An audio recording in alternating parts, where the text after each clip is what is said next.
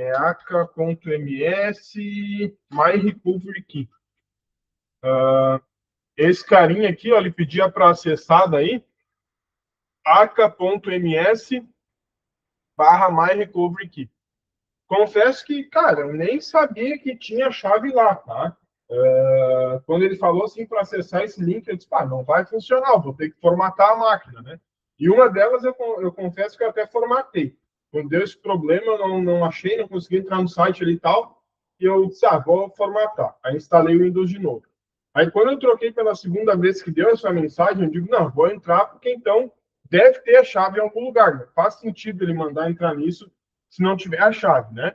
E aí, entrando aqui, tu faz o login, e aí repara que isso daqui ele é uma função do Windows com o BitLocker. O BitLocker ele foi uma função lançada ali também por essa época, né, de 2012, enfim, que tu conseguia bloquear ou criptografar os arquivos da máquina se fosse perdido, se desse algum problema. E qual que era a situação disso daqui, né? Ele pedia para te criar um pendrive de recuperação. Assim como é hoje em dia com o Bitcoin, por exemplo, que tem carteira física, né? Então tem carteira física de Bitcoin que é um pendrive. Aí esse pendrive está contigo, cara, tá ali, né? E aí tem a história aquele do carinha que perdeu o pendrive lá, né? Eu não sei quantos vocês já viram. Isso tem 3 tentativas, ele já queimou 2, não é isso? Tem algumas, né? Tem uma dessa e tem o cara que jogou o pendrive fora com não sei quantos. Tipo, cara, tinha muita grana. Aí merece. Mas, cara, pior é que não foi ele, acho que foi empregado, tio. Gostei da história. Pendrive Bitcoin perdido. Mas esses caras perderam 1000 anos atrás, só se tocaram que pipocaram quando deu bom. Teve cara que trocou 2 Bitcoin por uma pizza, né? Vale 100 mil. Tipo, hoje em dia, né? Mais, né? Chegou a valer. Milhão. Vale milhão. A gente tá rindo no seguinte, né? Todo mundo aqui teve a chance de comprar. Sim! Cara, eu 2017 ou 2018 eu vendi um apartamento, tá? Eu vendi um apartamento lá, me separei e tal, eu tive que vender, né? Aí, cara, nós tínhamos comprado 2 apartamentos, era um bem perto do outro. Não ia rolar, né? Tipo, o cara morar de um lado da rua e a ex-mulher do cara no outro. Não vai dar certo, né? Aí, cara, vou vender essa parada aqui, não vai rolar. Aí tinha começado com a minha atual esposa, né? Daí tinha até a possibilidade de morar lá, cara, não ia dar certo, né, velho? Tipo, tu vai no mercado, tu vai no mesmo mercado que a tua ex-mulher, né? Começa por aí. Aí eu disse, não, vou vender essa parada aqui. Tá, peguei e vendi. Cara, me sobrou 40 mil. Bom, eu passei 2 meses de rico, né? Mas naquela época, aí, os 40 mil na época o Bitcoin era 33 mil, lembro até hoje. E aí, cara, podia ter comprado um Bitcoin, né? Era 33 mil. Chegou a valer agora, final do ano passado, aí 680 mil, acho que foi, né? 680k. Imagina, né? 2018, se tivesse botado 30 mil, agora 2026, 8 anos depois, eu teria 680 mil. Cara, não estaria aposentado, né? Mas já meio caminho para isso, se eu soubesse investir o dinheiro. Mas e aí, né? Cara, vai saber se o cara tá com dinheiro ou não, né? Olha aqui, ó. Eu não vou parar até recuperar meus 4,5 bilhões. Cara, imagina isso aqui, 4,5 bilhões. É muita grana. Menos que o imposto arrecadado no Brasil, né? O imposto arrecadado no Brasil tá na casa dos trilhões, né? Mas, enfim. Mas 4,5 bilhões já resolvia, né? Já se passou mais de uma década. Não, cara, não tem mais. Foi para vala, né? Já se passou mais de uma década desde que o disco rígido do computador do britânico James Howells, contendo bitcoins que agora valem cerca de 4,5 bilhões, foi parar em um aterro sanitário. E aí ele queria escavar o aterro sanitário e tal, né? Tipo, ele entrou com um processo para escavar o aterro. Cara, sei lá, né? O cara revirando lixo. É foda, mas. Por 4,5 bilhões, né? Sei lá se não valia a pena, né, o cara tentar. Mas, apesar de inúmeros contratempos, ele está determinado a continuar na missão para recuperá-lo. Sim, mas que é antigo. Não, 17 de fevereiro de 2025. Até que não, o cara não desistiu ainda. Esta é a minha profissão. Se você encarar assim, diz Howard, acrescentando que absolutamente não vai desistir. valor da criptomoeda aumentou drasticamente nos últimos meses. Atualmente, seu disco rígido está estimado em cerca de 620 milhões de libras esterlinas, ou 730 mil dólares, 4,5 bilhões. Faz sentido para mim concentrar minha energia nisso, embora ele faça outros trabalhos com criptomoedas. Royals da cidade galesa de Newport alegou que só esse parceiro jogou. Porra, tem que matar as merda, cara. Que droga. Jogou fora. Não, tá errado isso daí, né? Faz parte. Jogou fora, por engano, o disco rígido, contendo 8 mil bitcoins, tá? Em 2013. Que foi, pô, não, faz tempo, né? Mas fica na isso. Que foi parar em um aterro sanitário do Conselho Municipal de Newport. No mês passado, um juiz do Tribunal Superior rejeitou seus esforços para acessar o aterro ou obter 495 milhões de libras, 3,5. Aí é bom, né, meu? O cara perdeu o negócio, voltou fora, aí ele cria 3,5 bilhões de indenização. Tá valendo, né? Sendo que não havia motivos razoáveis para abrir o processo, nenhuma perspectiva realista de sucesso em um julgamento. Ele negou o processo, na verdade. Ele disse, cara, nem vou abrir o processo, que não faz sentido. Ele agora está planejando um processo no Tribunal de Apelação, no qual vai representar a si mesmo usando inteligência artificial. Confiante, né? Ele também expressou interesse em comprar o local depois que o Conselho Municipal planejava fechá-lo no ano fiscal de 2025-26. Tá, daí até, né? Comprar um lixão, então, se eu achar... Cara, será que vai estar funcionando essa parada? O cara deixava cair, já estragava. Imagina no aterro sanitário com, sei lá, com chorume, com um monte de coisa. Provavelmente. O Conselho Municipal de Newport disse que não iria mais se manifestar sobre o assunto. Bom, enfim. Mas essa daí foi cara, como é que eu achar? Não tem. E aí, cara, isso daqui vai entrar, que nem aqui em Arroio dos Ratos, né? Teoricamente, não, acho que vai, né? Teoricamente, todo o nosso lixo vai para Arroio dos Ratos, né? Ou deve ir, pelo menos, tá? A menos quando os caras largam um pouquinho que não deveria, né? Mas vai para lá. Aí isso daqui eles pegam e vão, tipo, daqui a um tempo eles vão cavando e vão botando mais para baixo da terra, né? E assim vai. Um negócio muito legal, cara. Eu não sei, eu não tenho ideia se é o que a gente tem aqui ou não, né? Mas sempre fiquei me perguntando quando tu cava um poço artesiano. Lá no meu sogro, por exemplo, tem poço artesiano, né? E, cara, o poço não tem gosto de nada, água. De nada, nada, nada. Assim, a água é pura. Bom, sei lá, tipo, nunca fiz exame, né? Mas pra mim é pura. Não tem gosto, não tem cheiro. Aí eu fico me perguntando de onde é que vem aquilo ali. Tipo, é óbvio que é do lençol freático, enfim. Mas a minha questão é como que se forma isso, né? E, sei lá, nunca estudei para ter um entendimento disso. Mas o que eu me pergunto é, tipo, o lixão ali que o cara vai cavando toda a vida, né? O que impacta isso, né? Tipo, isso daí vai para baixo da terra, vai chegar no lençol freático. E aí, né? A água, até onde que a água é ou não afetada? Isso daí é vários questionamentos. Mas também não tem muito o que fazer, né? O que vai fazer com lixo? Cara, em algum lugar vai ter que ficar, né? E o cara produz lixo pra caramba, né? Tipo, em casa, todo dia tem que estar tirando lixo. Mas é uma dúvida que existe, né? Daí lá no México tem, não preciso de ouvir falar os cenotes, né? Tem os cenotes lá no México. E aí teve o cenote, na verdade, lá no México, calculo eu que seja assim todo mundo, tá? Pelo menos aqui, o lençol freático, é que aqui a gente não tem acesso, né? Aqui a gente não consegue ver o que tem embaixo da terra. Aí os cenotes lá no México é um rio que, em vez de correr por cima da terra, ele corre por baixo. E aí, cara, calculo eu que aquilo ali seja mais ou menos a mesma coisa do que quando a gente cava um poço e chega lá na água. A ideia, eu acho que é essa, né? E aí o cenote, ele se forma quando... tem cenote lá, cara, tem muito, assim. E aí o que acontece? Isso que é o cenote, né? E aqui em cima ele seria tapado, tá? Quando a rocha quebra, assim, ou enfim, né? É que abre esse buraco. E aí isso daqui é o chamado cenote. Ó. Tanto que lá só tem um buraquinho, ó. É o que abre, assim, e daí tu consegue enxergar ali dentro, tá? E aí eu não sabia... Isso que aí é lindo pra caramba. Aí eu não sabia, né? Tava olhando um vídeo, o Rio Sagrado. É lá também. E aí eles conseguiram acesso Bom, Rio Sagrado da Índia é o Ganges. Já viu o vídeo do Ganges também? Cara, o Ganges é incrível, né? Aquela coisa que o cara vê de comida, assim, aquele rio daquele jeito ali, né? E os caras vão lá e se banham, porque o rio é sagrado, então, tipo, sei lá, né? Alguma coisa na pele deve dar, né?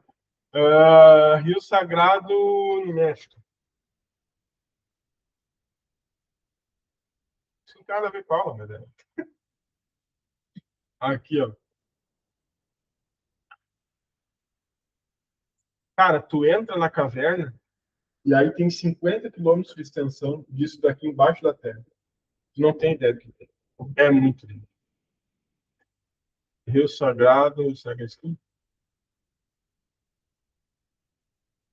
E isso daqui é a raiz das árvores que, tipo, penetra para chegar mais perto da água que está no chão.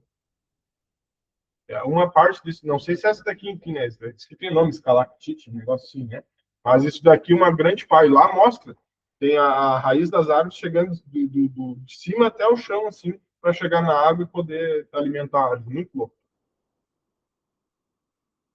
Aqui, ó. E aí, cara, tu nada literalmente dentro Imagino eu que isso daqui seja tipo o nosso lençol freático, só que a gente não tem acesso.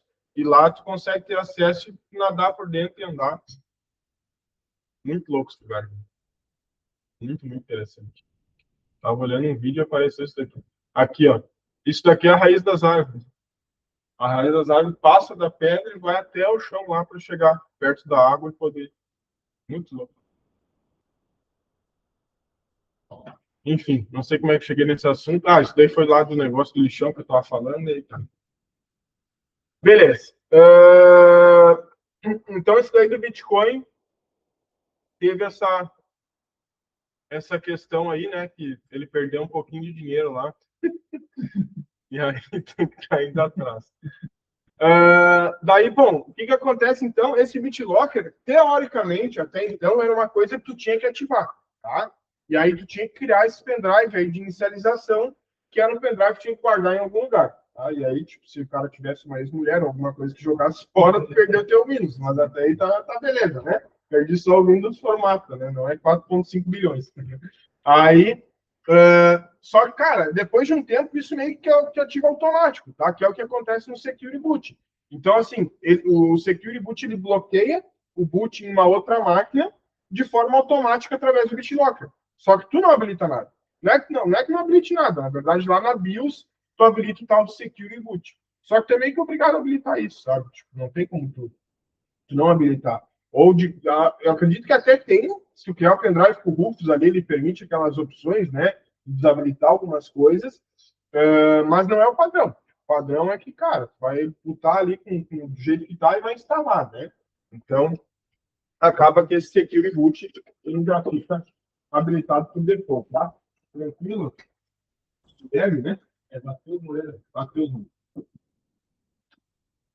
Então, esse caminho aqui, ele fica por default, tá? O que acontecia antigamente nessa questão do BitLocker, às vezes o cara habilitava sem querer lá nas configurações iniciais, e aí ele ia fazer alguma coisa e estava bloqueado. E aí pediu pendrive. Que pendrive? O cara nunca criou na vida, nem sabe que pendrive é. E aí não sei se hoje em dia tem alguma forma de desbloquear, né? Mas até naquela época ela não tinha. Então, cara, bloqueou, assim, fazendo. Então, volta e a gente entendeu lá na hora isso daí não tinha o que fazer. Beleza, então, aqui o que fica de informação é que o Wi-Fi é para máquinas novas, né? Novas desde 2012, e o outro formato é o MBR, né? Que foi o que a gente deveria ter criado aquele dia para instalar aquela máquina, consequentemente, aquela máquina mais antiga, né? De 2012, ela é uma máquina mais antiga, então ela teria que ser nesse formato que é MBR, tá? Registrem isso.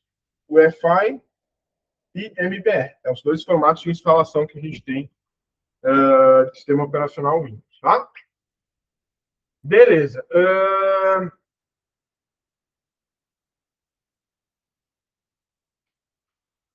Aqui, então, né, hoje a gente vai, basicamente, hoje é 22/4, a gente tem aí, volta, né, as nossas aulas aí a serem nas terças-feiras normais. E hoje, basicamente, a ideia aqui é compreender o processo de instalação de Linux, entender a estrutura de diretórios do sistema, né? Que aí lá vai conter o barra home, barra etc, bin, user e var, né? Instalação em máquina real, isso daqui, na verdade, a gente vai fazer semana que vem, né? Vindo a máquina aí pra gente.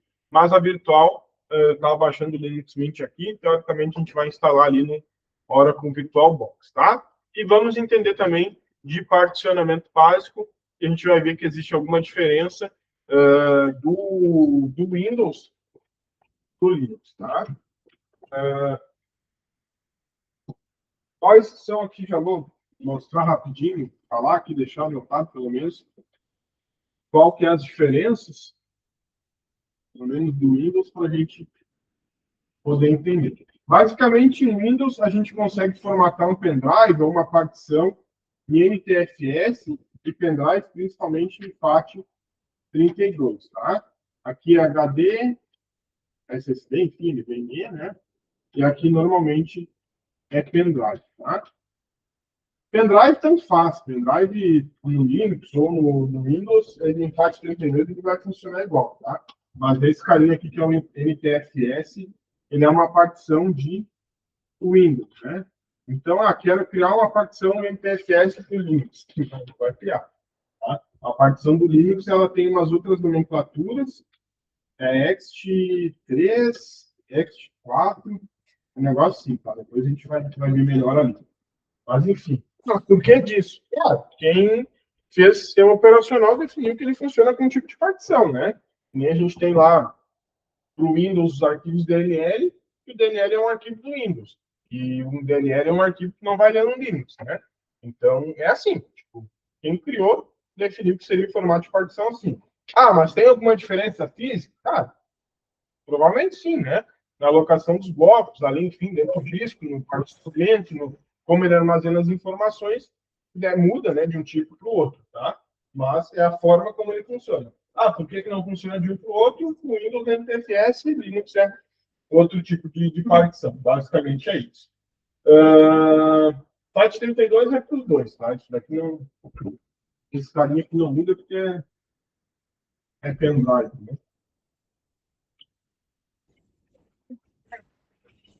Beleza. Bom,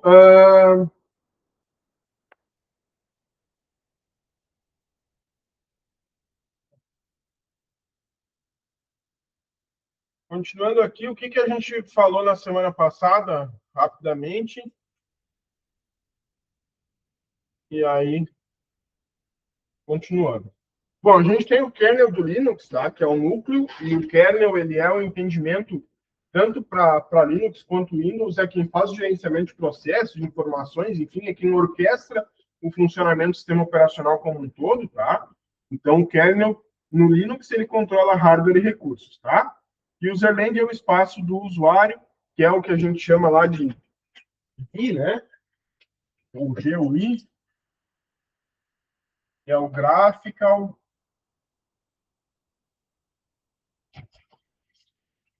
User Interface. Isso daqui vocês vão olhar algumas vezes na vida de vocês, tá? Então, falou deve ter uma nomenclatura, né? É GUI, eu chamo de GUI, né? Mas deve ser GUI. Ele é o Graphical User Interface. Isso daqui, para qualquer sistema operacional, para qualquer ferramenta, seja Windows, seja Linux, seja um programa, né? Quando você quiser falar da parte gráfica do programa, enfim, tu vai falar de GUI, né? De GUI, que é o Graphical User Interface. Basicamente é isso. Bom, aqui a gente viu que daí o gerenciamento de processo, enfim, isso daqui é tudo que o kernel faz, tá?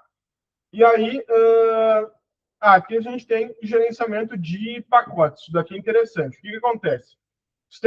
O sistema operacional, enfim, ele é responsável por instalar, atualizar, remover e resolver dependências de software, tá?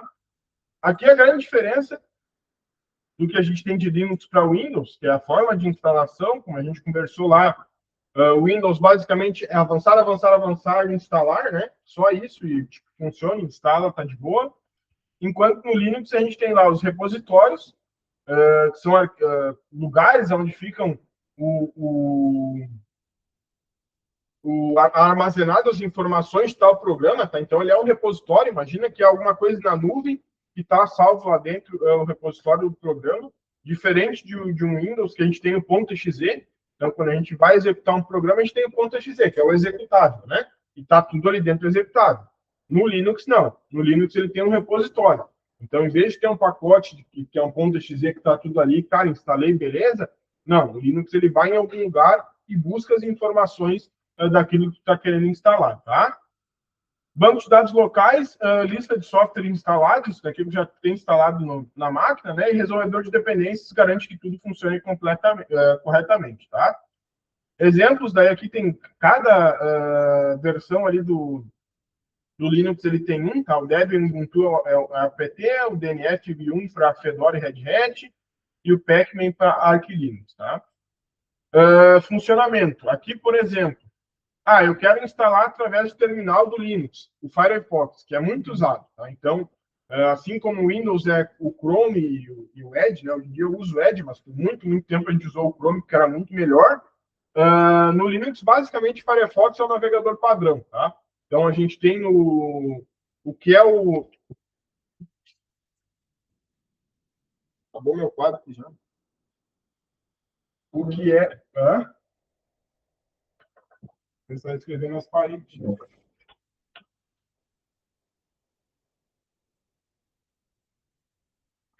O que a gente tem do Internet Explorer, né, o famoso IE, ou Microsoft Edge para o Windows, a gente tem o Firefox para o Linux, tá? Então, navegador padrão de Linux é o Firefox. Aí tem os outros, né? Quem é que nunca usou o Opera? O que mais que tem? O Opera eu usei por algum tempo. Tem os outros, né? Tem o Opera, depois teve aquele... não é o Chrome, é um outro meio... É tipo o Chrome, mas é meio bronze, assim. Sei lá o que é aquelas paradas. Deixa eu ver aqui. Chrome...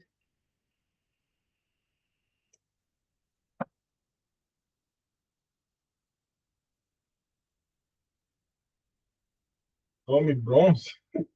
Será que vai achar?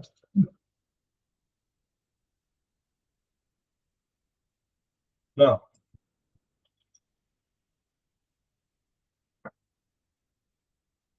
Chromium.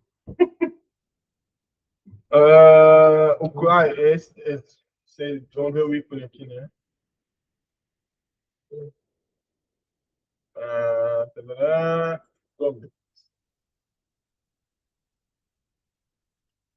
É esse carinha aqui. Daqui já tinha visto alguma vez? Esse daqui é o tal do Chromium. Eu já tinha visto ele em algumas marcas, peguei marca de cliente e tinha esse carinha aqui, né? Eu sei lá, deve ser a versão pirata do Chrome, né? Pensava eu. O cara deve ter baixado errado. Mas quase é a versão pirata. Eu acho que é. Tem uma opção obscura no Chrome para poder baixar esse três. Cara, não sei. Aqui, ó. Bom, vamos na nossa burro, né? Qual a diferença entre Chrome e Chromium? Para mim, cara, é igual o ícone, é bem parecido. Tipo, aqui que eu digo que muda a cor só, né?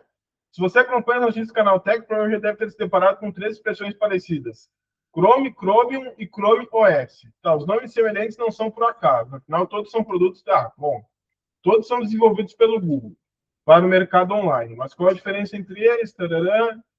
Chromium, o que é e do que ele se alimenta. Isso daí tinha, né? O que é e do que ele se alimenta. Vamos parar por aí. O projeto Chrome é uma iniciativa. Tem volta e meia chega lá no serviço, né? O Barroco, onde é que ele vem? Tem que ele se alimenta até hoje, né? Uns 50 anos na cara é foda, né? Já até hoje brinca. O projeto Chrome é uma iniciativa em código aberto desenvolvido pelo Google para criar uma comunidade forte na criação de um software de navegação. A ideia é reunir diversos desenvolvedores engajados em criar uma solução segura, rápida e estável para todos os usuários da web. nas mais diversas plataformas, tá? Então, para alcançar esse objetivo, há sites e repositórios nos quais os programadores trocam ideias, produzem esboços, compartilham visões gerais de arquitetura, solucionam bugs, criam recursos e promovem testes variados. Por se tratar de open source, qualquer pessoa que tem acesso ao código pode fazer modificações conforme as boas práticas da programação. Tarará, tarará. Bom, e o Chrome daí é um navegador normal, tá? Acho que não tem... Aqui o que ele fala... O resultado foi um crescimento meteórico do domínio amplo do mercado. Tá, isso é verdade, né? A primeira coisa que o cara até então fazia era ligou a área de trabalho e vai lá e baixa o Chrome. Talvez seja até hoje isso, né? Até hoje, máquina que eu formato, eu coloco o Chrome, né? Segundo a companhia StarCounter, em junho de 2021, o Chrome está presente em 65,13% dos dispositivos mundiais, o que inclui computador de mesa, notebook, celulares e tablets. O celular tem, né? A gente tem o Chrome, né? Tem.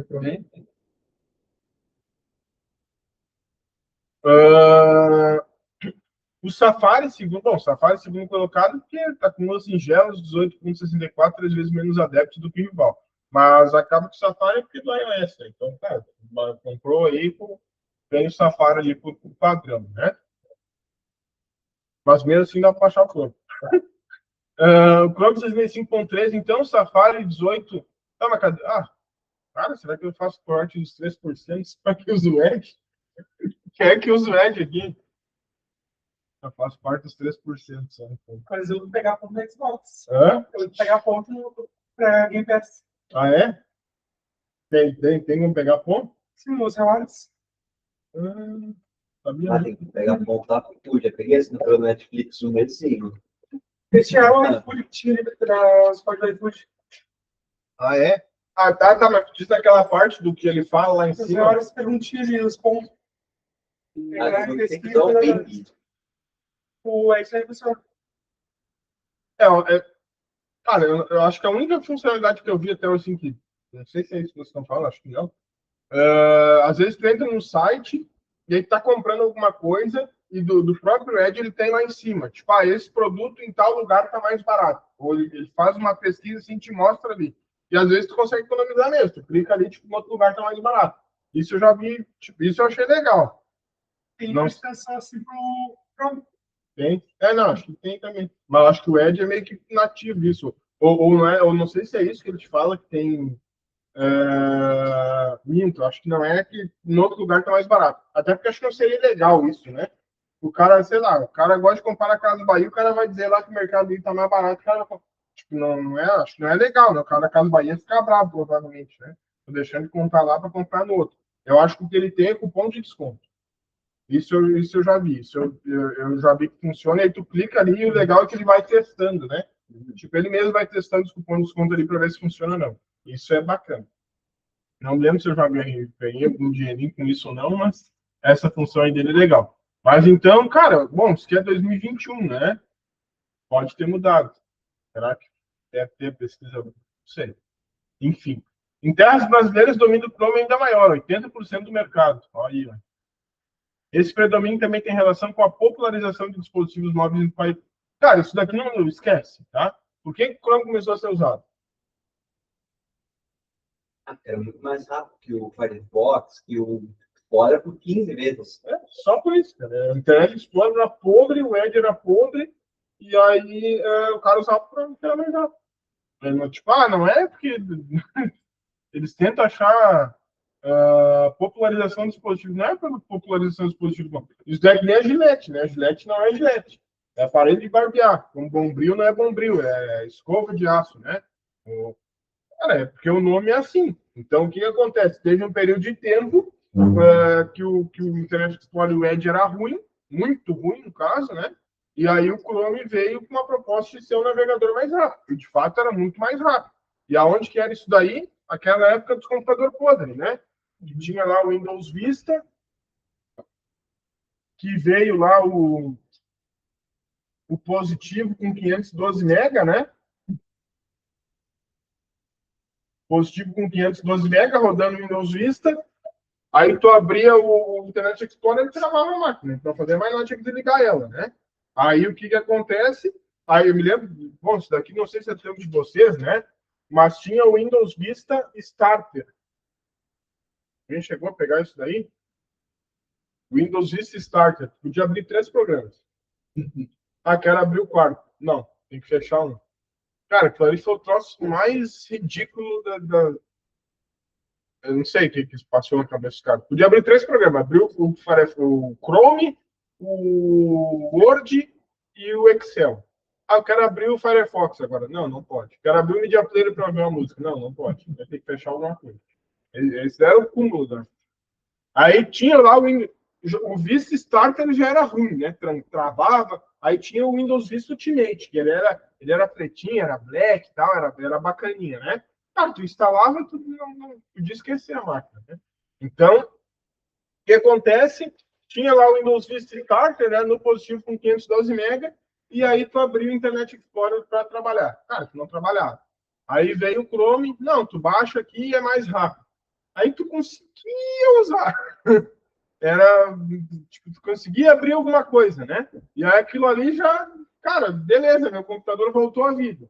O cara que estaria, sei lá, meia hora tentando fazer alguma coisa, e aí tu abrir, tu conseguia entrar no site, aquilo ali era a revolução, né? É a solução dos meus problemas. E aí começou a se popularizar o Chrome, tá? Então, foi basicamente para isso. Então, por isso que eu digo, hoje em dia o Edge melhorou muito, tá? E aí eu uso até pela questão do trabalho, né? Que aí tem ferramenta lá que roda melhor no Edge, enfim, eu acabei me acostumando e usando ele, tá? E aí uso em casa também, não me importo mais de usar, tá de boa. Mas, vamos lá, né? Explica lá para a senhorinha de 80 anos que a Gillette não é Gillette. A Gillette é aparelho de barbear. Ah, não, é Gillette. Né? Então, que a Uber não é Uber, né? Que é um aplicativo de mobilidade. Não, é Uber. Então, tipo, acaba que vai ficando assim, navegador eu uso o Chrome. Ah, mas o Edge, o que é o Edge? Já descobri? Então, não, acaba que ficou ali, né? E assim vai ser, tá? Ah, mesmo assim, não dá para negar a relação de amor que a maioria dos brasileiros tem com o software. É amor, cara. Porque funcionava e ficou. Se não pode esperá-lo, junte-se a ele. Em razão do sucesso, várias empresas especializadas em navegadores adotaram a base do Chromium como padrão. Algumas até reconhecidas no mercado. Além do Chrome, a Opera Brave. Cara, essa Brave também é outra. Tipo, pra quê, né, cara? É que nem.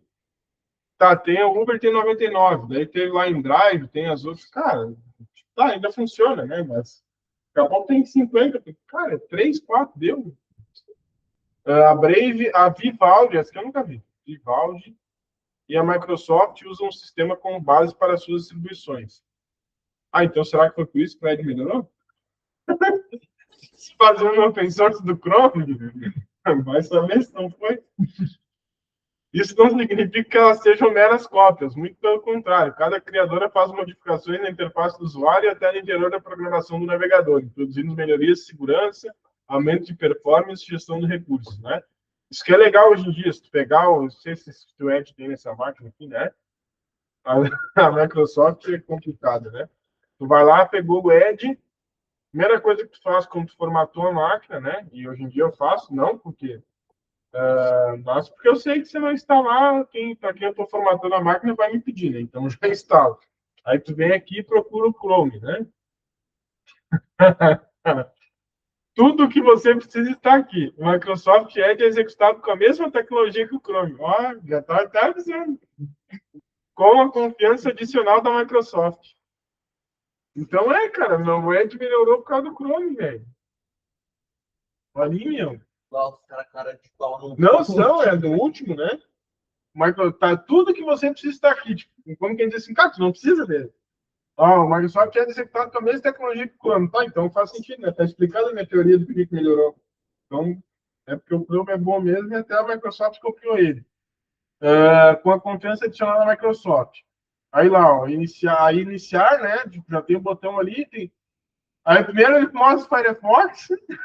Cadê o Chrome? Aqui tá o Chrome. Ele faz de tudo para tu não mostrar ele. Aí tu clica aqui, ele ainda vem mais coisa. Aí abre um outro pop-up aqui, se eu não me engano. Ele abria aqui, ó. Pelo menos quando formata, ele abre. Cara, tu não precisa dele. Melhor, mais um pop-up assim para te induzir a ficar com ele. Ah, é legal, é legal. Cadê aqui?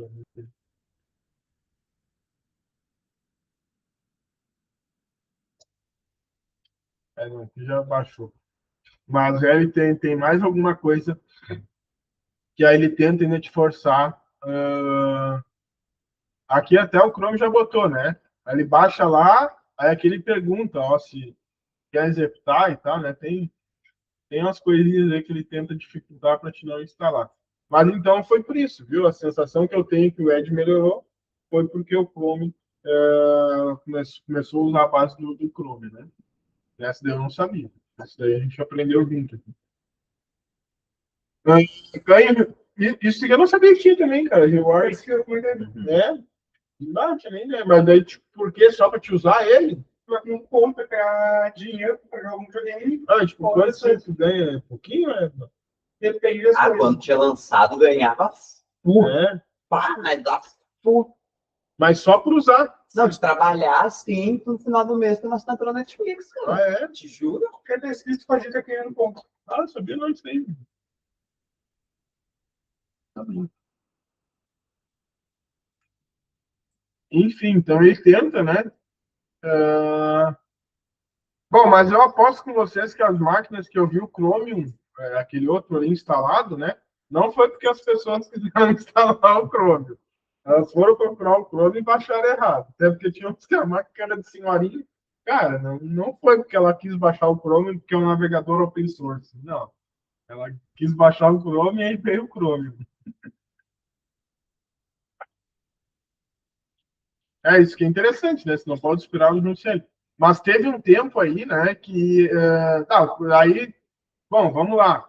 Isso daqui ninguém acerta 100%, né? O Edge era ruim, a Microsoft reconheceu e começou a usar o base do Chrome, né? Aí o Chrome disse, não, eu sou poderoso. Por lá eu criei o Chrome OS, né, para competir com o Windows. Aí se ralou também, né, porque é muito ruim. Não tem como. Aí tem, né, minha prima tem um, eu não sei como é que ela usa aqui, não entendo até hoje. Tem uma hipermáquina lá que tem 32 GB. 32 GB de memória, de armazenamento, né? Não é de memória, é 32 GB de HD. E não sei mais quanto de. Bom, memória deve ter, sei lá, 256, 512. E aí roda o Chrome OS. E, cara, faz uns 3 anos que eu tô lá e usa, não sei como é que ela usa. Eu não entendo, uma hora eu vou perguntar pra ela, tá, mas que, como? É a única pessoa que eu vi usar o Chrome OS até hoje. Aí, cara, ele, na real, ele é um tablet. Eu comprei um tablet, né? Quando eu fui lá para Paraguai, eu comprei um tablet. É legal, assim, e tal, só que, cara, tem coisa que tu não consegue fazer ali. Tipo, não sei se é porque o cara é velho, já chato, né? Pode ser isso, né? Sei lá, o cara usar toda a vida, que nem... Eu não consigo ver vídeo no YouTube no celular. Eu não consigo. Alguém consegue ver vídeo no YouTube no celular? Se pegar o meu piau, se pegar minha filha que tem 15 anos, cara, eles olham no celular e aquilo ali para eles é. Eu não sei, eu já começo a doer as mãos, eu tenho que largar o telefone em algum lugar, eu não consigo. Eu uso até mais. Não consigo. Olha, Que idade você tem? Não, você é da nova geração já. É da nova geração, já nasceu com isso daí. O cara não consegue, eu pelo menos não consigo. Sabe? Nem vídeo no YouTube sem quero olhar os caras viajando e coisa, não. Tem que ser no computador, na TV, em algum lugar. Eu tenho muito trouxe. Teve como monitor. Olhando no pescoço, mas eu uso ali. É? A cabeça é curta, fica assim. Sim. A única coisa que eu vejo vídeo no celular é para arrumar alguma coisa do carro, né? Daí o cara pega, galera, como faz isso? Né? O cara fica olhando o vídeo ali para ver e mexer. Lá para ter voltado.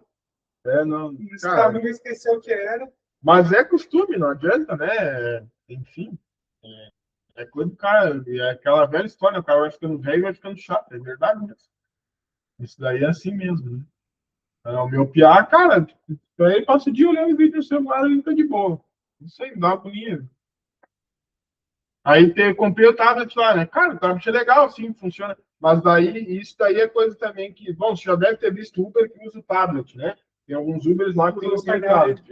No painel ele tem um tablet, né? E aí, cara, tem algumas versões só de tablet que conseguem instalar o aplicativo da Uber. Não sei o que muda ali, né? Deve ter, acho que tem que ter chip, não sei qual que é a parada que muda ali. Só algumas versões de tablet daí que rodam o aplicativo da Uber ou da 99. Nesse ali que eu comprei lá, botava o Waze e não funcionava. Aí ele meio que, tipo, ele ficava que nem telefone antigamente. Antigamente, não se lembra quando tipo, logo começou a lançar ali os telefones com GPS, que veio o Waze, o Maps. Tipo, ele meio que usava... O GPS era meio maluco, assim, né? Ele sempre dava num lugar próximo ou parecido, ou daqui a pouco estava lá na outra rua. Tipo, não tinha precisão, né? Esse tablet que comprei era mais ou menos isso. Né? Não tinha como usar assim para te navegar. Cara, daqui a pouco estava lá, estava aqui. Tem que pegar umas bocadas. Aí quem é que não. Ah, também. Mas quem é que nunca instalou aquilo, né, cara?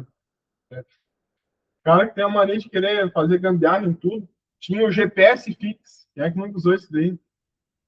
Era um negócio assim. Bom, se eu chegar a usar aquele GPS de carro antigamente, aquele GPS de carro que tinha, né? Aquilo ali ele mapeava, tipo, bom, aquilo ali era o máximo, né? Naquela época ali, aquilo ali era o supra-sumo de tecnologia. Cara, isso daqui é a solução dos meus problemas, né? Ele mapeava os satélites, mostrava os satélites, ali ele tinha que conectar em 3, 4, para daí ficar o sinal de 100%, né? E aí ele ficava o sinal ali e começava a funcionar. Esse dia eu vi um cara pela LX vendendo um GPS daquele. Cara, como é que pode, né? As coisas vão mudando, tipo... outra coisa também que não sei se vocês sabem, tipo o Waze e o Maps, né? Ele é baseado no modelo americano, tá?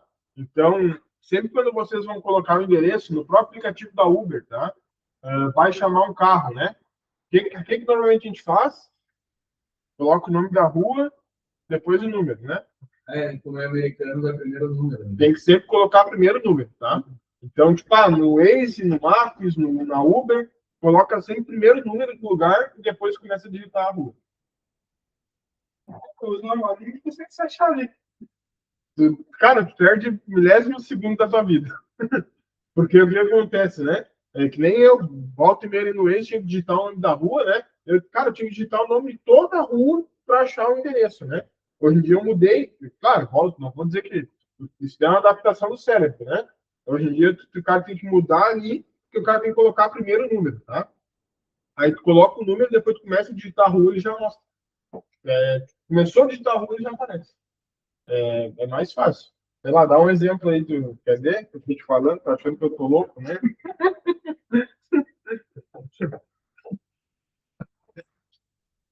Você tá louco, mas deixa eu te mostrar. Qual é o nome? Dá uma rua aí, ó. Nem eu sei o endereço do Cismaia. Cismaia só bota. É Doutor Flores 396. Tá. Ó, eu tenho que escrever aqui. Bom, vou ter que te mostrar. Eu tenho que escrever no PC. Hã? No Maps? Será que tá? Sim.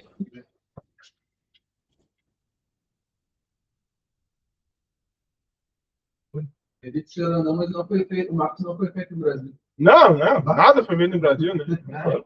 A corrupção foi feita no Brasil. Qual é que é o número? Todos querem? 396. Tá, aqui se eu colocar, né? Ele até mostra, tá? Doutor Flores.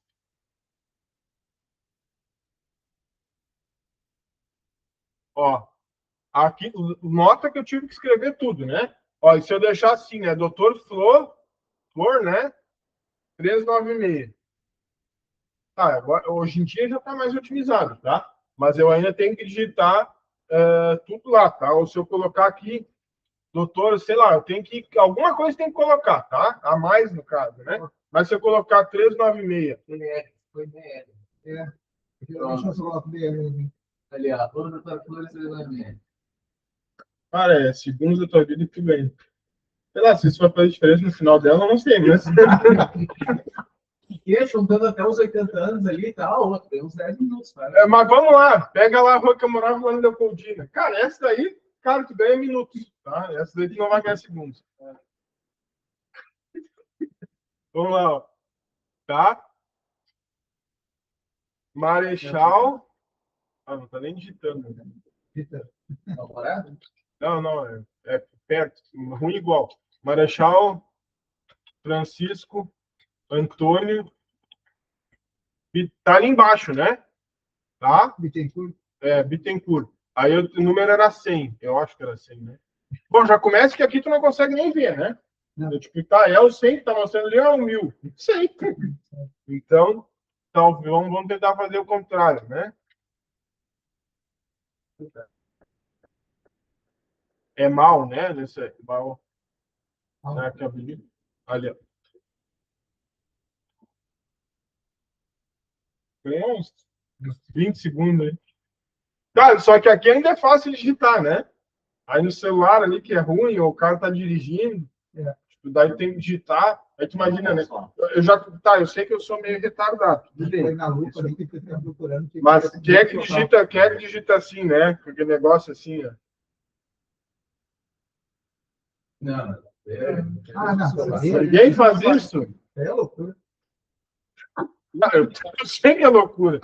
Marechal Francisco, e eu faço normal, não. Não. Tô te falando. Não, volta e meia eu tô, sei lá, tô dormindo, eu só faço os gestos aqui e digita. E dá certo. Pra você funciona, você desmaia, não tem discoteca. Não, se tivesse, não passava. Põe ali, coloca ali no nosso áudio, falando. Ah, tá, mas isso daí é coisa mais de jeito que eu, né? Esse daí É mais rápido, né? dos 35 mais é que nós já estamos lá. Se é gurizada hoje em dia não faz isso. Ah, então, todo mundo digita. Ah, você tem favor de digitar. Ok? Eu não tenho que fazer a 5 dedos. Eu favor é do corretor automático. Ah, não, corretor automático sim. Eu ponto o celular no homem e já vou lá direto e Desabilita. tudo mais no meu português. Ah, não, é que tu é um cara culto, né? Feito, meu querido. Ah, não, mas quantas vezes já não recebi alguma coisa, tipo assim, ó, segue o feito do cliente? É, coisa Eu tinha um colega, coitado, ele tinha dislexia, né? Eu não sei o que é dislexia, não entendo muito isso. Mas dislexia, ele escrevia as coisas da. Bom, ele era que nem eu, assim. Se perde nas palavras. É, isso aí. Cara, ele escrevia.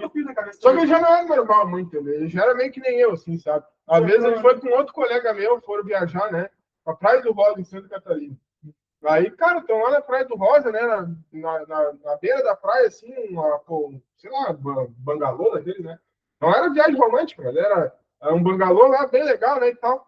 Cara, daqui a pouco ele acordava estricnado. Ele era 6 horas da manhã, ele vinha assim, louco.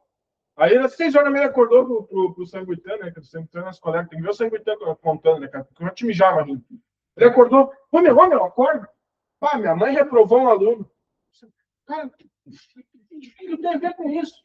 Não, minha mãe reprovou um aluno, meu. Bah, ele tirou 5, ela deu 5 para ele. Beleza, cara? Cara, 6 horas da manhã, meu. O cara vinha assim do nada. Nossa, cara. Aquele não era normal. Aí teve um outro, né?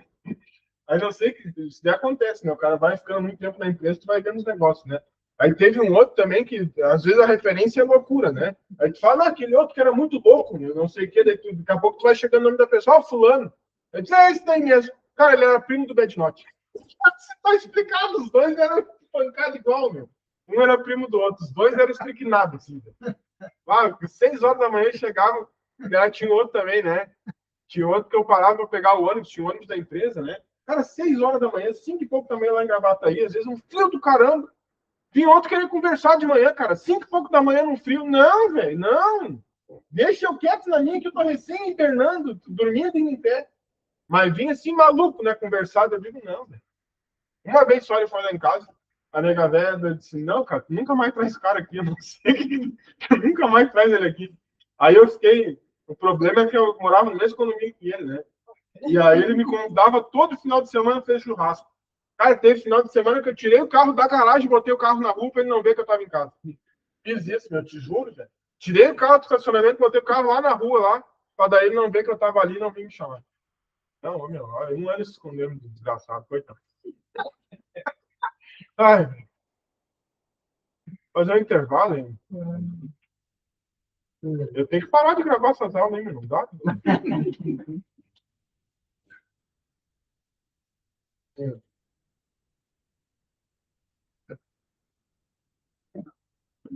Ele, não, vamos fazer um churrasco, não, vamos. Vai chegar sábado de manhã, lá tirar o carro de casa. Eu não tava aí.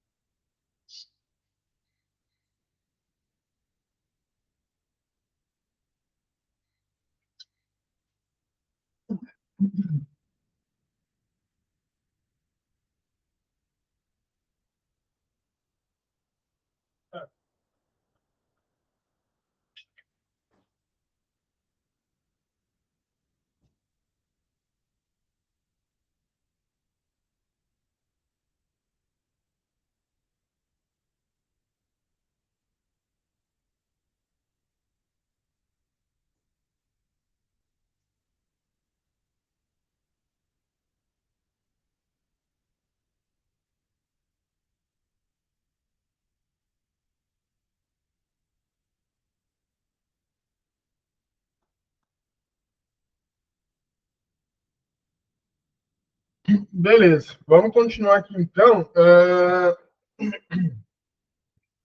Aí o que que acontece, né? Aquela parte ali dos repositórios, então, do Linux, tá? Que é diferente lá do .exe, do avançar, avançar e instalar, que o comando, no caso, para instalar o Firefox é esse sudo apt install Firefox, né? E aí, para a gente, claro, né, ao longo do tempo, isso daqui, enfim, vai ficando tranquilo.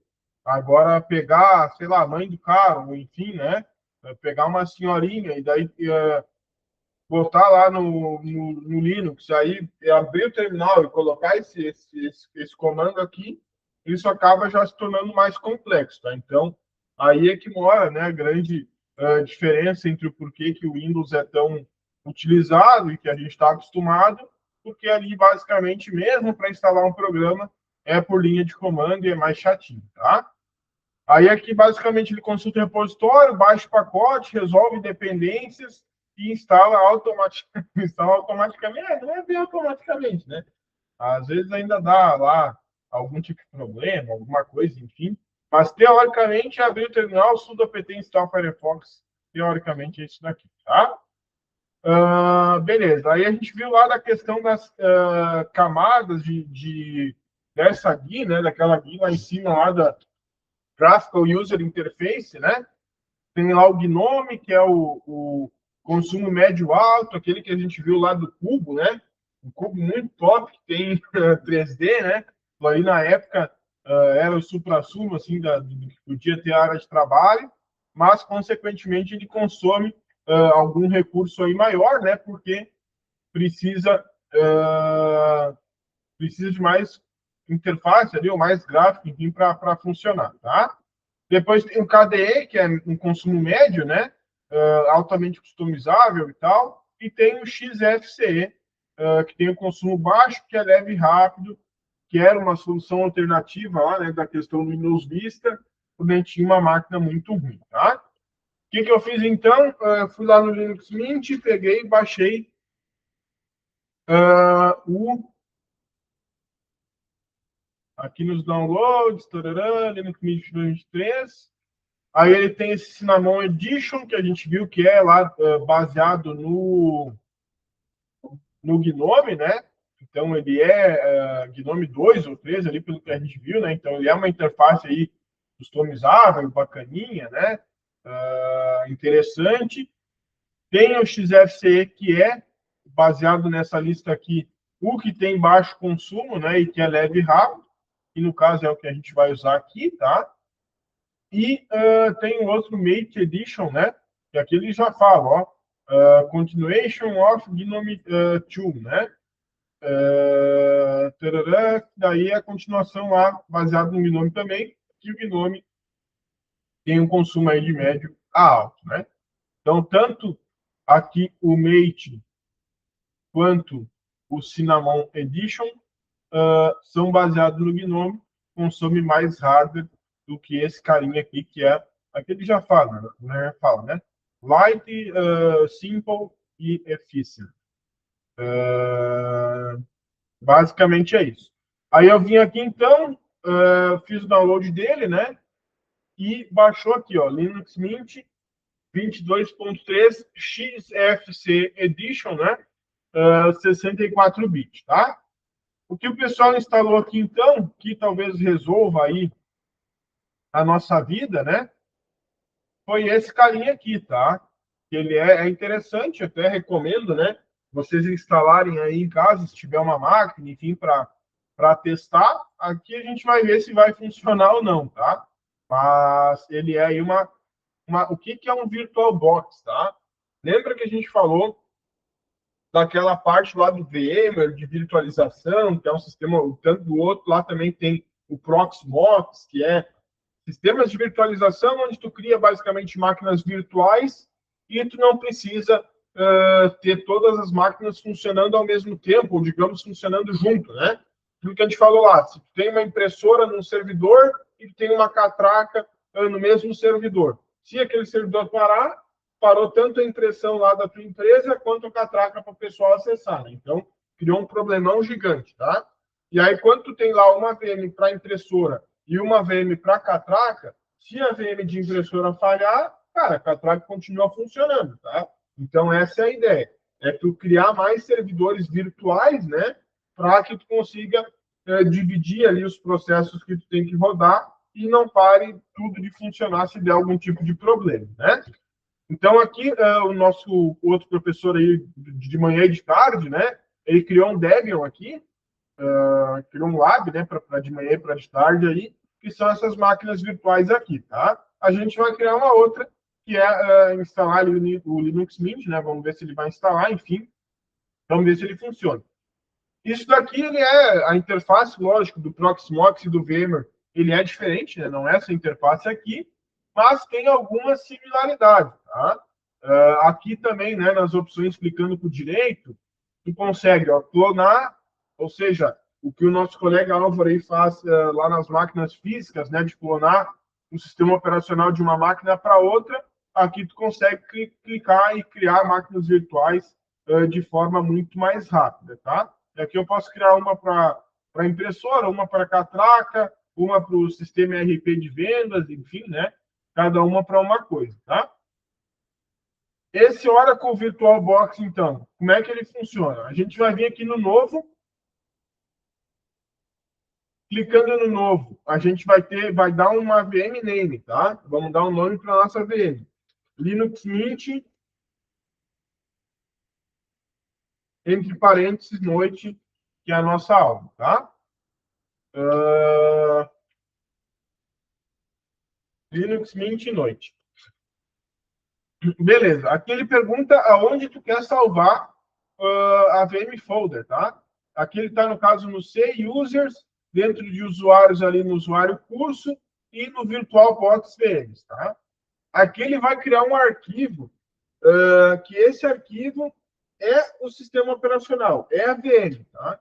Então, eu posso pegar esse arquivo, teoricamente, né? Colocar num outro VirtualBox, num outro servidor, esse arquivo está tudo instalado ali dentro, né? Então, nem a gente tem ali, né? Quando abre o iniciar. Aqui a gente tem o disco local C, tem a pasta Windows, a pasta arquivo de programas, tarará, tem série de pastas, tá? Ali ele vai ter essas pastas também, mas ele vai estar num único arquivo. É como se fosse, sei lá, um ponto doc, um ponto alguma coisa. Dentro desse arquivo ali, ele tem tudo aí dentro criado da VM, né, da máquina virtual. A ideia é essa, tá? Beleza, aqui não vamos trocar o VM folder, né? Vamos deixar nesse próprio VirtualBox. Aqui ele pede a ISO image, né? A imagem da ISO aqui que a gente baixou. Então a gente vai lá e vamos selecionar aqui outro, vamos nos downloads e vamos pegar o nosso Linux Mint XFCE lá, tá? Dei aqui dois cliques, né? E aí ele já achou aqui, ó, OS Linux, OS Distribution, né? Esse Linux Mint ele é baseado no Ubuntu, tá? OS Version Ubuntu 22.10, tá? Então notem que o sistema base do Linux Mint é o Ubuntu 22.10. E lá no Linux Mint daí ele diz que a versão dele é a 22.3, né? Mas, cara, o Linux Mint é o sistema operacional do professor, né? Eu crio ele, eu dou o nome que eu quiser, enfim. Eu que crio do jeito que eu quiser, eu dou a nomenclatura que eu quiser para ele, tá? Então, pode ser lá o Linux Alcides Maia 2.0. Tanto faz, tá? Mas ele é baseado no Ubuntu 22.10, que é um sistema de código aberto que qualquer um pode modificar do jeito que quiser. Beleza, aqui eu não. Bom, confesso que eu não sei todas as configurações, né? Mas vamos dar uma olhada aqui, ó. Username, VBox User, senha não precisa, Linux Mint Noite, domain name, tá, isso não nos interessa. Specify Virtual Hardware. Cara, não sei que tamanho que. Ó, memória lá que o Marcos criou tem 2 GB, então vamos tentar colocar 2 GB aqui também. E number of CPUs, um só, tá? Specify virtual hard disk, 25 GB, acho que é muito. Não sei quanto tem livre aqui nessa marca. Vamos descobrir.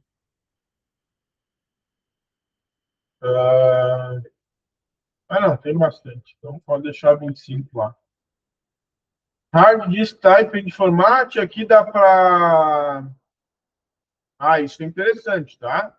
Ó, hard disk file type and format, tá? O formato que nem lá no Windows a gente tem o NTFS, né? No Linux a gente vai ter o ext3, ext4 lá. Aqui nesse programa a gente também consegue configurar o tipo que vai ser o arquivo. Aqui no caso ele está VDI, tá? VirtualBox Disk Image. E aqui tem VHD. Esse VHD e esse VMDK, o VMDK é o mesmo que o VMware usa, tá? E o VHD é o que o Hyper-V da Microsoft usa. Então, notem que esses dois de baixo aqui são de mercado, né? O VHD da Hyper-V e o VMDK da VMware, tá? Mas, para nós, que isso daí tanto faz, mas que eu digo só, se aqui para nós, como vai ser para teste, pode ter esse VirtualBox Disk Image aqui, não tem problema. Mas, sei lá, né? Estou numa empresa, enfim, cara, preferencialmente, né? Cria um VHD ou um VMDK e pode ser que ele seja tenha interoperabilidade com algum outro sistema, né? Que eu consiga rodar, pegar esse arquivo e talvez rodar lá no VMware, ou pegar o arquivo e rodar no Proxmox, né? Ou rodar no Hyper-V. O VirtualBox Disk Image aqui, o VDI, né? Teoricamente, ele é para rodar só no VirtualBox aqui, né? Nesse programa. Então, se fosse numa empresa, não faria muito sentido usar isso daí, tá? Tarará. Beleza. Aqui, vamos só ver o que falta. Não. Não. É outra coisa que está faltando. Estava aqui a senha, acho. Acho que é assim. Tem que ser assim. Voltar a senha 2020.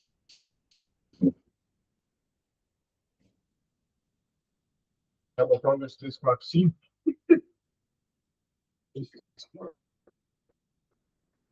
Tá. Beleza. Então, teoricamente, é isso. Linux Mint, o nome.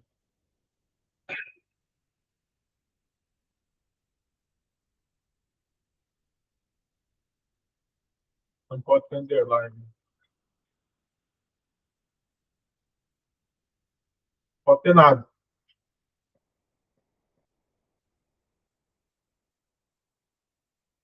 Só Linux Mint, então, tá? Beleza, finalizar. Vamos ver o que ele vai fazer agora.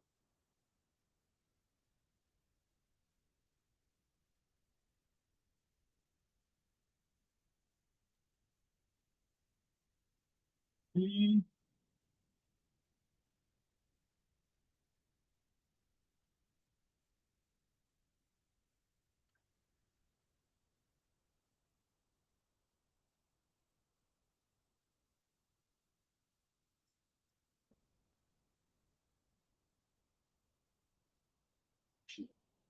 beleza, agora foi. Ah,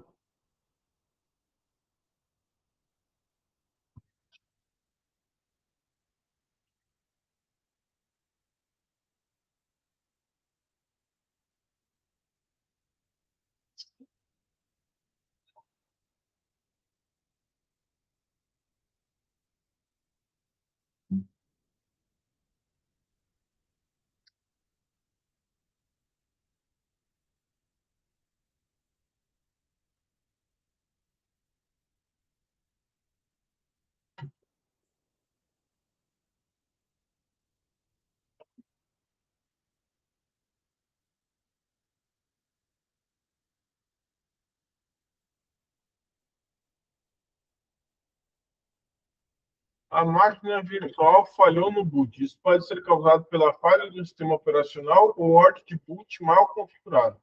Montar um DVD de instalação do sistema operacional pode resolver esse problema. Caso selecione uma ISO, ela será montada assim que esse diálogo for fechado. Montar e tentar novo boot. Olha aí, rapaz.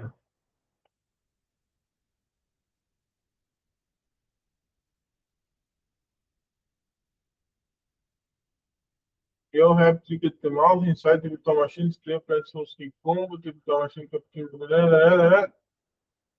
Right.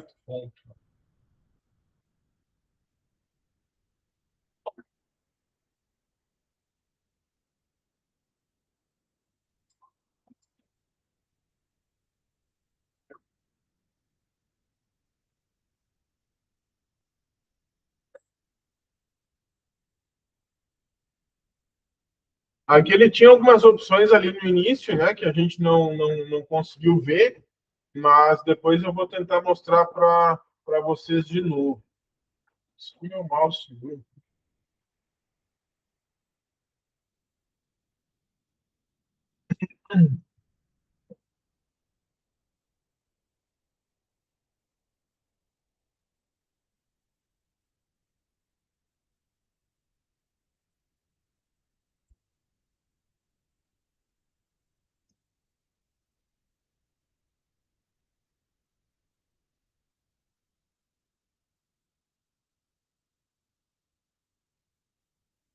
Cara, eu tenho um receio com esses. Na verdade, o Linux ele é a base para vários sistemas, tá? Então, o próprio VMware ou alguma máquina virtual, o VMware faz isso. Ele sempre carrega aquilo ali, né? E ele vai dando uns ok entre conscientes ali, dizendo que carregou algumas coisas, tá? Só que o Linux ele é muito louco, cara. Porque ele dá uns feios no meio, assim, uns vermelhos, e às vezes dá vários. E aí, tipo, te assusta, né? Porque, não vai funcionar. Daqui a pouco ele sobe. Então, sei lá, não sei se é porque o cara tá acostumado, mas o Windows é meio, tipo, não deu, ele dá uma tela azul ali, né? Ou para, tu não vê aquilo ali carregando, sabe? Tu não tem que saber se parece só para assustar o cara, né? Tipo, dá um feio, dá uns feios, daqui a pouco dá uns erros, daqui a pouco vai. Cara, eu não quero saber se deu erro ou não, eu quero só que suba. Coloca a coisinha carregando assim, tipo, tá, deu merda. Aí para. Aí ele dá uns feios antes ali só para assustar o cara, né? É incrível. Mas Mas é assim. que eu usei você foi o Hydra. Hã? O Linux Hydra é legal de mexer. É? Para a parte de segurança ali também. Entendi. Qual que é? Só Linux Hydra. Hydra. Entendi. É, Tá com a parte de segurança do som, instala esse Hydra aí e dá uma mexidinha. é? Ah, Fez pela rede, fazer um. entendi. Olha, cara, olha só. Instalou o sistema operacional em, sei lá, 4 minutos. Muito rápido, né? Eu acho que. Ah, tá. Eu menti para vocês. Vamos ver uma coisa aqui, peraí. Deixa eu lembrar como é que é esse Linux. Mas ele. Bom, acaba que o meu mouse morreu aqui, né? Ah, eu tenho que clicar com o direito. Tá. Não, vamos tentar botar ele aqui.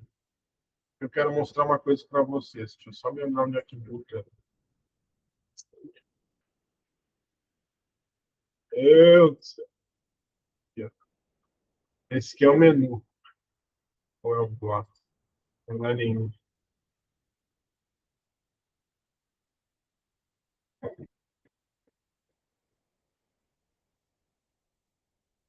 Então, o box é bom.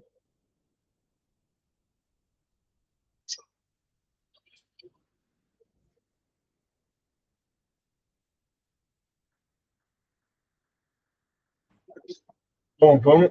Não sei como é que sabe isso. Right. Ai, meu Deus. Olha aí, olha aí.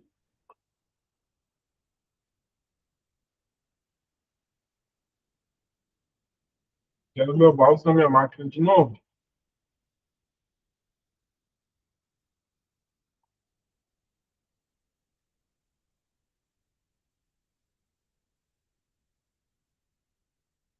Tá, eu me lembrei.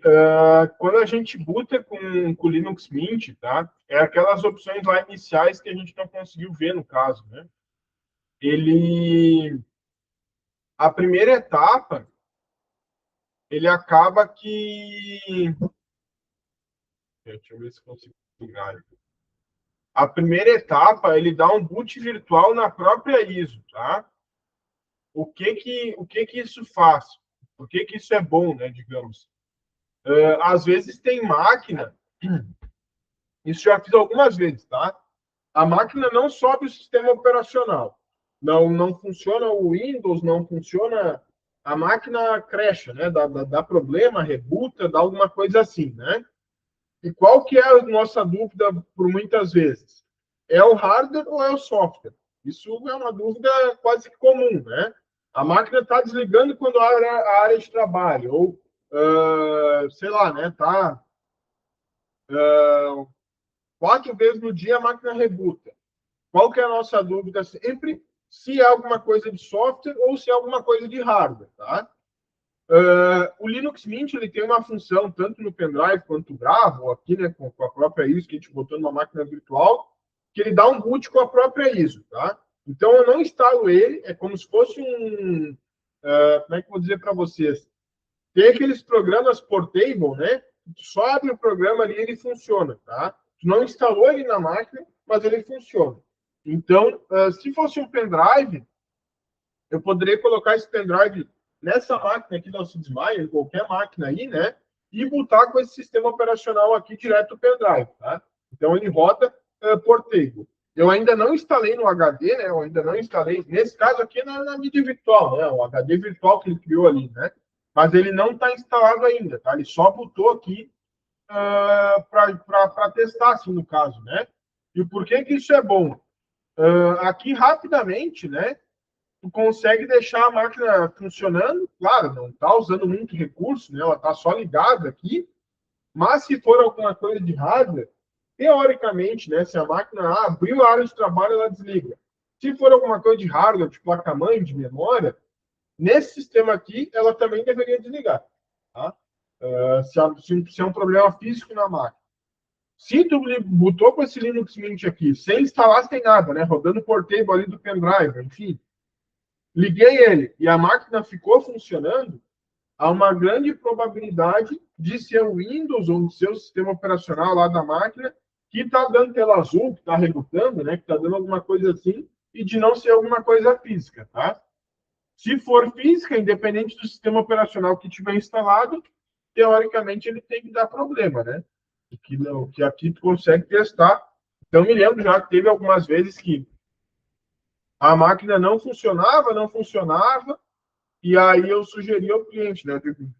Vamos baixar aí um Linux ou algum outro sistema que rode portable, e aí a gente deixa funcionando nele e vamos ver como que se comporta. E aí eu me lembro que funcionou. E aí, naquele caso lá, era o Windows na época que tava dando problema. Tá? Aqui eu vou desligar ela, né? Vamos dar um shutdown e ele vai desligar. Aí a gente vai ver ali na tela inicial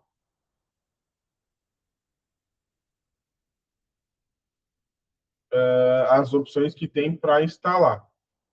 Ó, ele fala, please remove the installation media e press enter, né? Pressionei o enter aqui, tá, ele fechou, beleza, era isso que eu queria. Agora só tenho que descobrir depois que ele for lá como é que vai tirar meu mouse lá, né? Mas beleza, vamos ligar ela aqui então. Iniciar, né?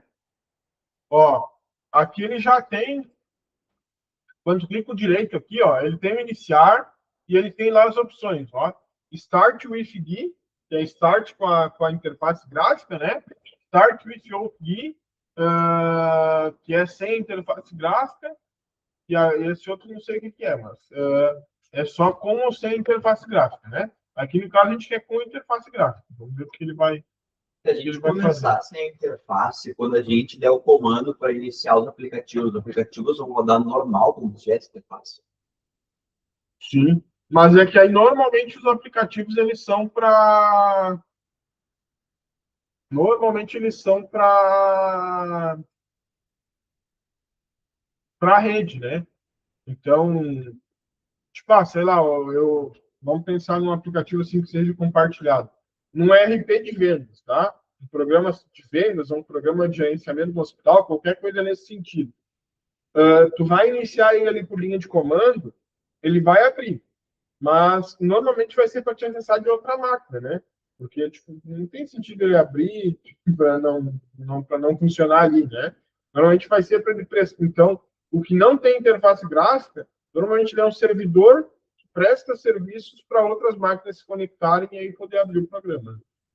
Então, sei lá, ele vai abrir o banco de dados, mas daí só da outra máquina lá que vai conseguir acessar o banco de dados ali para ver o que tem de informação, coisa assim.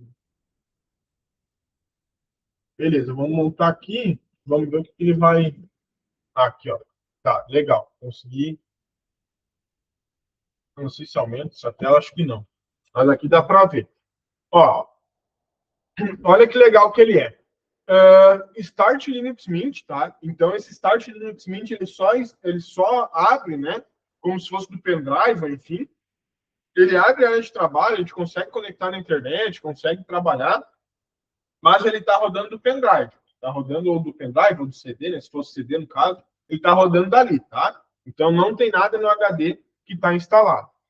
Aí depois tem Start Linux Mint Incompatibility Mode, que aí pode ser para a máquina, né? A máquina mais antiga, aquela máquina que tem MBR, talvez aquela máquina que a gente pegou ali naquele dia para testar aqui, talvez não rodasse esse Linux Mint muito novo, porque querendo ou não é a versão atualizada, ela é baseado em Ubuntu 22.10, talvez tivesse que rodar com essa outra opção aqui, Start Linux Mint Incompatibility Mode, deve ser para a máquina mais antiga, tá? Então, pode ser o caso. Aqui, querendo ou não, uma VirtualBox, né? Ele, apesar de não ser uma máquina física, teoricamente ele é atualizado, tá? OEM install for manufacturers, né? No caso aqui, tipo, a Dell, a HP, a Positivo, a empresa do Alcides Maia, qualquer empresa, né, que fabrique uma máquina e que queira instalar o Linux Mint OEM, então a gente tem a opção, né, de quando tu compra uma máquina, de comprar ela com Windows, comprar ela com Linux, e se eu quisesse ser o fabricante e quisesse ter uma parceria, ou sei lá, com o Linux Mint, né, ou instalar o Linux Mint nas minhas máquinas, eu poderia usar essa opção aqui, ó, OEM install, para instalar como se fosse um software OEM, tá? Acho que é isso, vamos ver. Hardware Detection, aqui ele provavelmente vai mostrar informações de hardware da máquina. Ó, disco, aqui ele mostra o disco da máquina. A gente criou um disco de 25 GB ali, temporário, né? Que é só para essa máquina aqui. Então é o que de fato ela enxerga, tá? Ela não vai enxergar o HD aqui da máquina que é de 500 GB, porque a única coisa que ela enxerga é o disco que a gente entregou para ela, que era um disco de 25 GB só, tá? Então é o que ela está enxergando ali, ó, 25 GB, tá? Memória, ela vai enxergar também 2 GB, né? Foi o que a gente configurou na hora de criar a VM lá, 2 GB de memória, que é o que está ali, ó, 2048 MB, tá? Processador, ele só reconhece um core, que foi o que a gente seleciona também, mas aqui ele até reconheceu lá, ó, Intel Core i5 3330, né? Que é o modelo do hardware dessa máquina aqui daí no caso, tá? Placa-mãe, a placa-mãe ele reconhece a VirtualBox, né? Claro, não chega na placa-mãe lá, mas enfim. Isso que é legal também. PCI Device. Então, estou com uma máquina que não está reconhecendo o HD ou não está reconhecendo memória, né? Não sei, que era uma outra fonte de informação, a não ser lá a BIOS ou alguma coisa. Vem aqui, coloca o Linux Mint e aqui tu consegue identificar o que ela está achando, né? Se está achando a peça ali de fato ou não, tá? Beleza, vamos dar um este aqui. Deixar ela botar. Uma outra coisa que tem legal aqui também, eu não lembro se eu já usei desse daqui em específico, tá? Mas aqui, ó. Aqui tem também boot from local drive, né? Então, sei lá, se tivesse um Windows instalado na máquina para ele instalar com Windows, e tem a última opção aqui que é memory test, tá? Isso é legal. Esse teste de memória, então que nem, por exemplo, né? Máquina aí que fica bloqueando, fica dando tela azul, fica rebutando, enfim. Máquina da Dell tem log, né? Servidor, todos os servidores têm log, para dizer se a memória tal não tem problema. Mas, cara, máquina desse tipo aqui, né? Não tem log. Não sabe se a memória tá ruim ou não, né? Como é que sabe que uma memória da máquina aqui tá ruim dessa daqui? Ou se ela parar de ligar, né? Tipo, vai lá testar a memória, pode ser memória. Ou às vezes se tá dando tela azul, ou se tá bloqueando a máquina, né? Alguma dessas máquinas faz isso, né? Dá tela azul aí, não liga, enfim. Como é que tu vai saber se é memória ou não um problema? Aí tu consegue vir nesse Linux Mint aqui e colocar ali um memory test, tá? E ele fica um tempão rodando lá, às vezes fica 2, 3 horas rodando lá e testa toda a memória. E já várias vezes a gente identificou problemas de memória nesse teste aqui, tá? E era bate certinho, assim. Não sei se era o mesmo que roda aqui, tá? Mas tem. Cara, é ele mesmo. Olha que legal. Eu ia falar para vocês, tem um main test. Olha lá quem é lá. Main test 86. Esse cara aqui. Lá na loja, ali que eu trabalhava, até hoje é assim. Até hoje, com certeza, para testar a memória, esse main test que eles usam, tá? Então, coloca ali para rodar o main test, fica 2, 3 horas rodando ali, né? Testa toda a memória da máquina. E aí, cara, se der erro aqui, se ficar vermelho, pode trocar, tá? Aí, tá, mas às vezes tem duas memórias, né? O que tu faz? Tira uma, volta o main test, né? Vê se vai passar, sei lá, deixa 2 horas rodando. Passou. Coloca outra memória e vai de novo testar, né? Se alguma delas, tu vai testando isoladamente, tu vai saber qual das duas que tá com problema, né? E aí pode trocar porque tá ruim. Se nesse teste aqui der problema, pode trocar. Aqui em cima ele fica rodando lá, ó. Aí ele fica rodando, ó. Passou em 6%, né? Teste, ele fica rodando uma série de testes aqui, tá? Mas aí ele vai rodando ali, vai te dando tempo ali embaixo que ele está testando, e depois aqui fica vermelho se por um acaso tiver alguma memória com problema. Esse programinha é muito, muito bom, tá? Ele é o principal carinha aí para testar a memória. Vamos ver o tab aqui, o que tem. Não é isso. Cara, pode ser Start Linux Mint OM Install. Eu acho que não é isso, tá? Mas vamos ver o que ele vai mostrar aqui. Talvez tenha que fazer lá por dentro da área de trabalho mesmo, ele tem uma opção lá, instalar no disco local. Sei lá, faz 15 anos que eu não mexo nisso daqui. Faz algum tempo, né? Então,